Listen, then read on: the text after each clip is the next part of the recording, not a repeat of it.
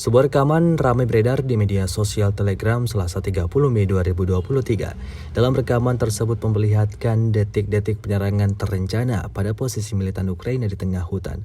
Angkatan bersenjata Rusia mengoperasikan pesawat tak berawak atau drone serlancet dalam menghancurkan posisi anggota militer Volodymyr Zelensky kali ini. Sebelumnya telah dilakukan pemantauan terlebih dahulu terhadap posisi target, dan tanpa berlama-lama, militer Rusia langsung mengoperasikan serangannya ke arah musuh.